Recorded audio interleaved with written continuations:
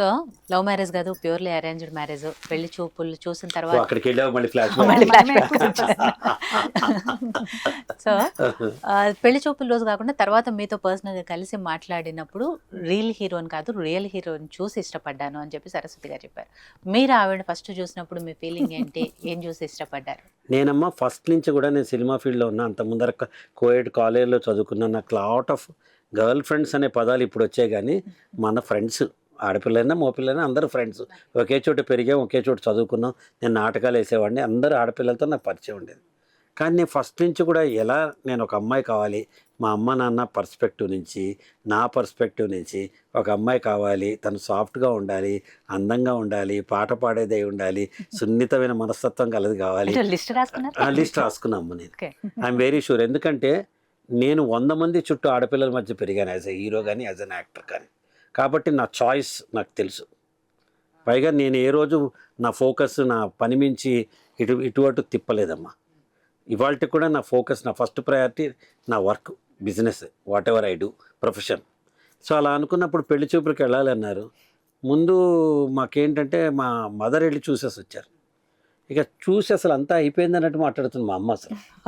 అసలు ఏమి నేను చూడాలి, నాకు ఇష్టం ఉంటుంది, నేను ఎలా చేయాలని చెప్పట్లా. నేను మాట్లాడుతుంటే ఏంటి నేను చూడద్దా, నువ్వేంట్రా చూసేది అంటారు మా అమ్మ. వాళ్ళు ఫిక్స్ అయిపోయింది మా అమ్మ. దాంతో నా 50% ముందరే ఒక పాజిటివ్ మైండ్ సెట్ తోటి వెళ్ళాను. వెళ్ళంగానే ఒక ఎర్ర చీర కట్టుకుని వెంకటగిరి చీర అలా చాలా కలర్తో సహా గుర్తుండి అలా కూర్చోగానే నాకు జస్ట్ నా ప్రయారిటీ మొత్తం బాపు గారు బొమ్మే సెటప్ పెడితే ఎలా ఉంటుందో అలా అనిపించింది. ఇక అక్కడి నుంచి పాట పాడమన్నాం, పాట పాడింది. అక్కడి నుంచి పాట పాడమన్నారా? పాడమన్నాడు, నేను అడగల.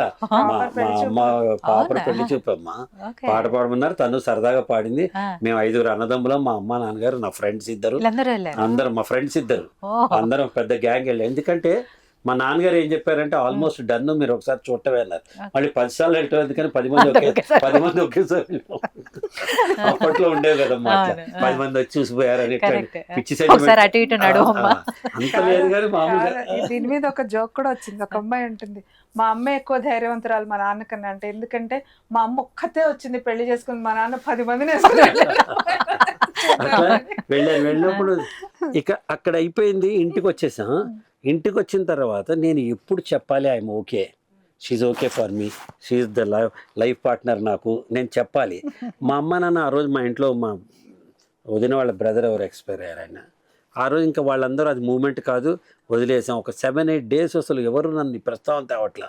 నేను ఎలా చెప్పాలి ఉడికిపోతుంటే ఆఖరి మా అమ్మ ఒకసారి, ఏరా మరి వాళ్ళకి ఏదో ఒకటి చెప్పాలి కదా, ఏంటి ఇది అమ్మయ్య నాకు ఓకే క్షణాల్లో చెప్పేసి అలా 30 మా నాన్నగారు కూడా ఆయన చూడంగానే పాపం ఆయన చాలా ఇంప్రెస్ అయిపోయారు. వచ్చి చెప్పారు కానీ చెప్పాను కదా, నాకు అంత పెద్ద రిజిస్టర్ అవ్వలేదు. కానీ బట్ కలిసిన తర్వాత మాత్రం ఫిక్స్ అయిపోయాం ఇద్దరం.